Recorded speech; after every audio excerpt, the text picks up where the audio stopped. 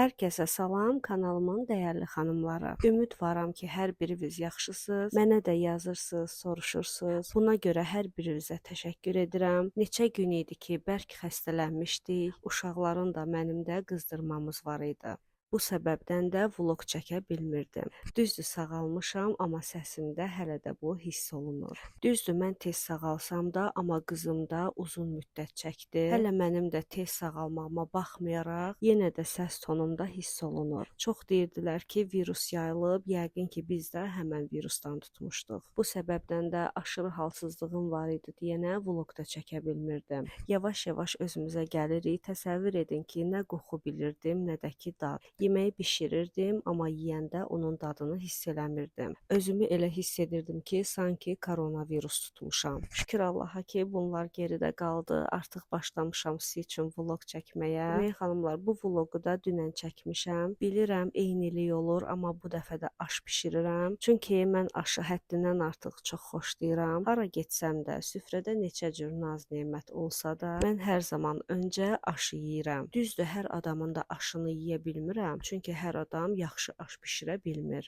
Amma genəldə harasa gedəndə öncə aşı yeyirəm. Bu aş üsulunu da türklərdən öyrənmişəm. Çox xoşuma gəlir. Həm noxud, həm sinə ətini əlavə edirsiniz aşa. Bu variant həm asandır, həm də ki dadlıdır.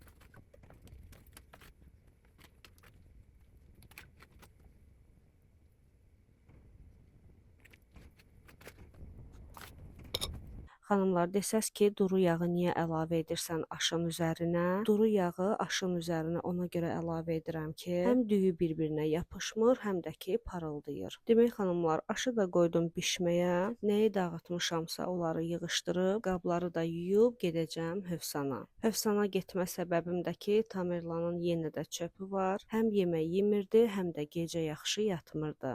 Bu səbəbdən də məcbur oluram ki, hər dəfə onu aparım çöpçüyə.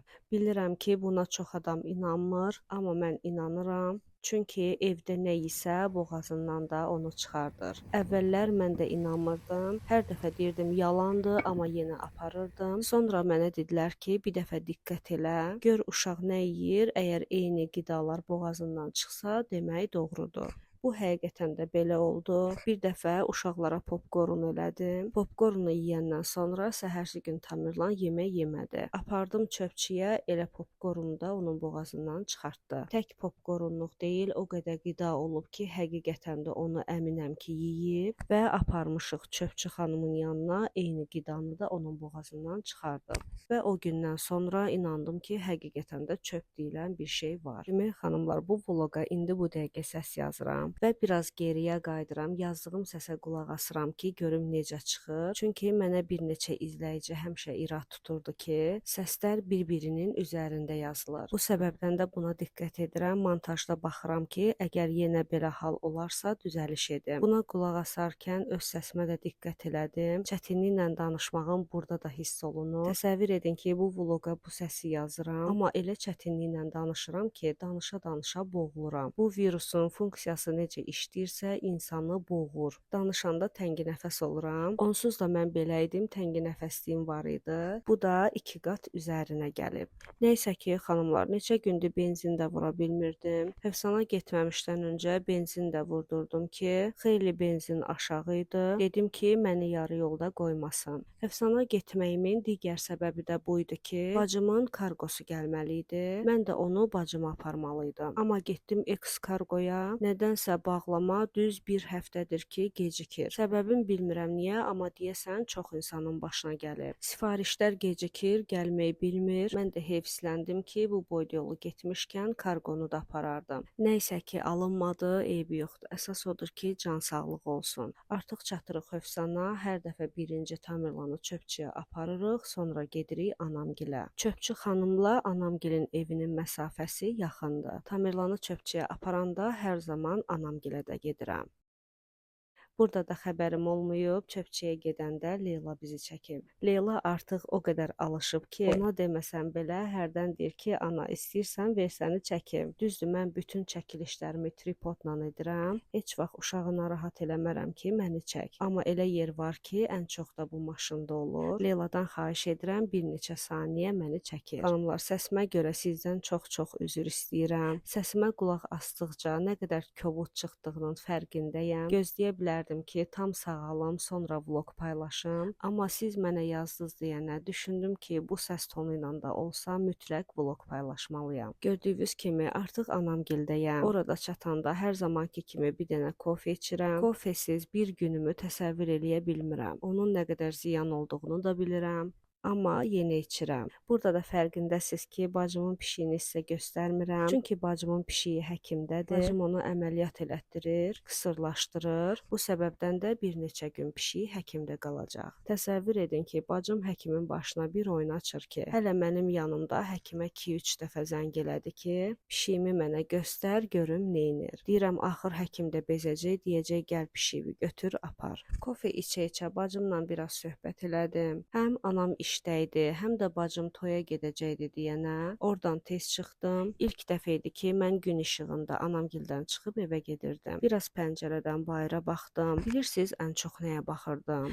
Demək xanımlar, bizim evin hər tərəfindən dəniz görsənir. Əvvəllər bu dəniz bizim binaya biraz yaxın idi. Bunu bilirsiniz, hardan bilirəm? Gördüyünüz qumluq hissə var, orada iri qayalar var. Həmən qayalar dənizin içində idi. Amma indi baxıram ki, dəniz o qayalardan xeyli geri çəkilib. Dənizin xeyli geri çəkilməyi məni təəccübləndirir. Və bunu mən çoxdan da görmüşəm. Bu məni təəccübləndirir ki, bu necə baş verir. Amma mən bildiyimə görə bulvardakı dənizdə geri çəkilib. Maraqlıdır ki, görəsən səbəbi nədir?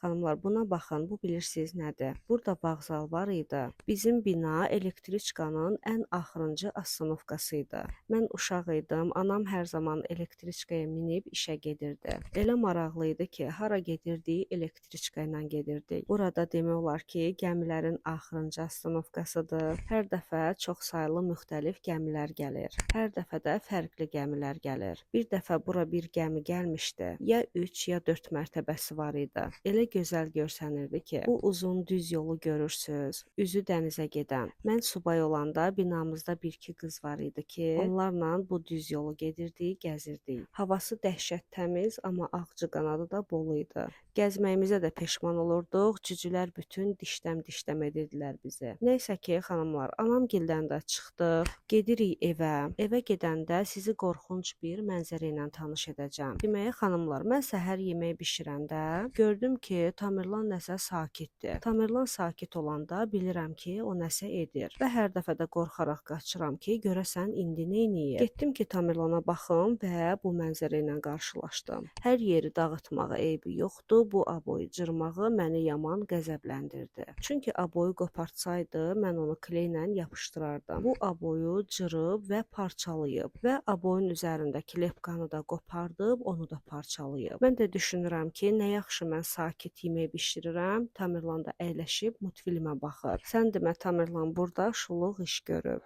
Bir bəxtim getirdi ki, mən özüm aboy vura bilirəm. Zaten buranın aboyunu da mən özüm vurmuşam. Təbii ki, yoldaşımla birlikdə. Və xanımlar, evə çatan kimi biraz dincəldim, sonra başladım aboyu yapışdırmağa. Görürsünüz xanımlar, şkafı da iplərlə bağlayıram. Çünki hər yeri bu uşaq dağıdır, tökür. Hansı şkafda təhlükəli nəsə varsa, o şkafın qapılarını iplərlə bağlayıram. Şkafın bu gözündə də mənim kraskalarım var deyənə, hər zaman buranı iplə bağlayıram. Əslində biz buranın aboyunu dəyişmək istəyirdik. Baxmayaraq ki, çox yaxşı aboydur, kətandır, moyşnudur. Amma aboyu ağ rəng eləmək istəyirdim. Yoldaşım burada olmadığına görə bunu təxirə salıram. Onsuz da yoldaşım bir dəfəlik gələndən sonra mən bu qonaq otağın aboyunu ümumilikdə dəyişəcəm. Amma o günə kimi əlbəttə ki, aboyu qorumaq lazımdır. Tamerlan da mənim başıma oyun açır. Mən bu uşağı bir yerdə saxlaya bilmirəm. Üzümü çevirən kimi mütləq bilirəm ki, nəsə iş görür. Əgər kiminsə başına belə bir hadisə gələrsə, təbii ki, bu yırtılan aboyun üzərinə ikinci aboy yapışdırmaq olmaz. Çünki bilinəcək ki, üst-üstə aboy yapışdırılır. Mütləq mənim etdiyim kimi siz də rezakla kəsin. Sonra ona uyğun kusok aboy yapışdırın. Mən əvvəl istədim ki, peva kleylə yapışdırım. Sonra gördüm ki, peva kley kobud görsənir. Kənardan da baxanda bilinirdi ki, bura sonradan aboy əlavə olunub. Bu səbəbdən də gedib aboy kley düzəltdim və onunla yapışdırdım. Mən hər zaman uşaqlı ev olduğuna görə aboy kley də alıb saxlayıram. Aboy kleyinin bir damcısı dünya aləmdir. Burada aboyu yapışdırıram, sonra yadıma düşür ki, mən gələndə lepka almalıydım. Lepkanı ala bilmədiyimə görə saxladım, səhərsi ertəsi gün gedib aldım və beləliklə bu vloqu 2 günə ərsəyə getirdim. Bir damcı lepkaya görə bu vloq 2 günə çəkilmiş oldu. Demək xanımlar, bu yapışdırmaq istədiyim kusok təmiz qəşəng kusok idi.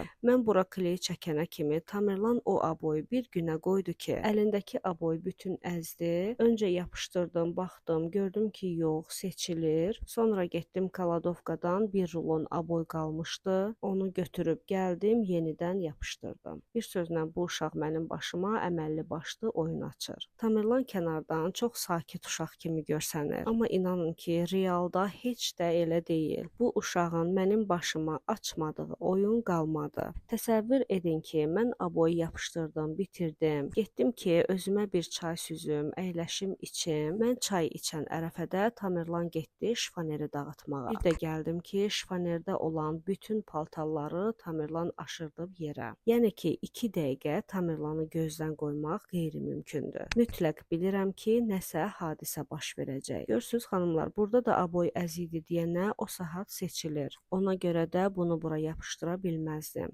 Həm də peva kleyi burada kobud görsənirdi. Getdim təzdən aboy kleyi düzəltdim və aboy kleyi ilə yaxşıca yapışdırdım. Bu arada bilirəm ki, heç yeri deyil, amma bunu sizinlə danışmaq istədim. Bundan öncəki vloqların birində ehtiyacı olan ailənin kart nömrəsini bura yerləşdirmişdim və sizə buna görə çox minnətdaram ki, həmən o kart hesabına əlinizdən gələn qədəri ilə kömək eləmisiniz. İnanın ki, xanım o qədər sevinib, o qədər sizə dua edib ki, mən də özümə borc bildim ki, bunu sizə deyim. Demək xanım, ona kim pul göndəribsə, bir siyahı tutub hamısının adını ora qeyd eləmişdi və o siyahını mənə də atmışdı. Hətta aparatdan pul göndərənlərin adları qeyd olunmamışdı deyənə, adı yoxdur kimi vərəqə qeyd etmişdi. Bu da xanımın nə qədər sevincli olduğunu göstərir və o uşaqları sevindirdiyinizə görə sizə dərin minnətdarlığımı bildirirəm. Xanımın kart hesabını paylaşmamışdan öncə mən buna inanırdım ki, siz o xanıma kömək edəcəksiniz. Çünki mən əminəm ki, məni izləyənlərin 90%-ının qəlbi qızıldır.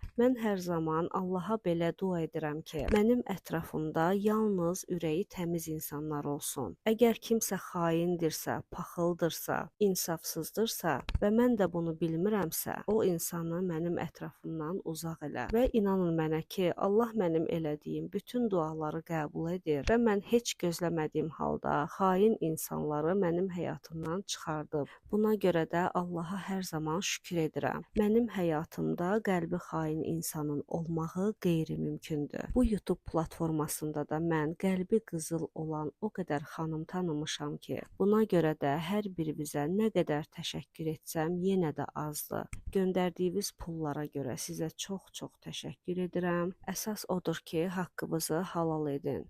Əmin olun ki, xanım sizə gecə-gündüz dua edir və bu gözəl duaların sayəsində ruzunuz 1 idisə 5 olacaq. Əlində olanı paylaşmaq kimi gözəl ikinci bir duyğu tanımıram. Və mən bunu da deyim ki, hər insan paylaşmağı bacarmır. Əgər sən paylaşmağı bacarırsansa, bundan əmin ola bilərsən ki, Allahın ən sevdiyi bəndələrindənsən. Çünki hər insan paylaşmağı bacarmır. Əvvəllər mən kiməsə kömək edəndə bunu paylaşmırdım, düşünürdüm ki, sağ əlin verdiyini sol əl bilməməlidir. Amma sonra düşündüm ki, mən bunu paylaşım, mənə baxıb başqa insanlar da həmən ailəyə kömək edə bilər. Və bu nəticəyə gəlməyimə də çox şad oldum, çünki həqiqətən də belə oldu. Xeyli izləyici xanıma kömək edib. Görün bu necə gözəl iş oldu. Amma məyus olduğum bir yanı da başqa var. Demək xanımlar, elə insanlar oldu ki, bəzisi mənə zəng edərək, bəzisi evimə gələrək, nahaq yerə belə kömək edirsən, əgər varındısa bizə də ver. Siz təsəvvür edin ki, mən o cür danışan insanlara necə nifrət bəsləyirəm. Həyatda ən acığım gələn insan tipləri bunlardır ki, yaxşılıq etmirlər, edənin də başından əzirlər. Təbii ki, mən belə insanlara heç vaxt baş qoşmamışam. Belə insanları da mən görməzdən gəlirəm. Bayaq dediyim sözü də sırf bu səbəbdən deyirəm ki, Allah hər insana qismət eləmir ki, kiməsə yardım etsin. Əgər siz ehtiyacı olana yardım edə bilirsinizsə, nə xoş sizin halınıza. Mən o cür insanların qarşısında baş əyirəm, çünki o cür insanları Allah sevir deməkdir. Allahın sevdiyi bəndənin də mənim gözümün üstündə yeri var. Və xanımlar, gördünüz, aboyu da yapışdırdım. Düzdür, aboy indi yaş olduğuna görə seçilir. Amma səhərsi gün aboy tam quruyandan sonra heç bilinməyəcək ki, mən ora kusok yapışdırmışam. Bu günü yekunlaşdırandan sonra səhərsi gün getdim, lepqa aldım. Lepqanı da düzəltdim. İnşallah ki, Tamerlan bir də qırmaz.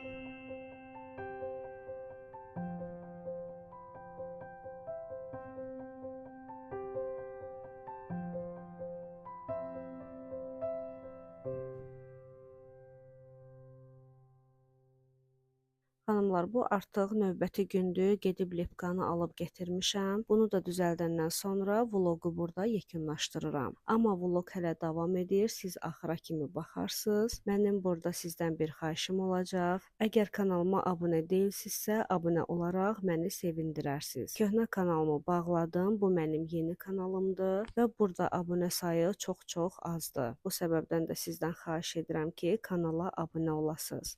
Mən isə sizinlə burada sağollaşım, amma siz vloqun davamına baxın. Növbəti vloqda görüşərik. Sağ olun, salamat qalın.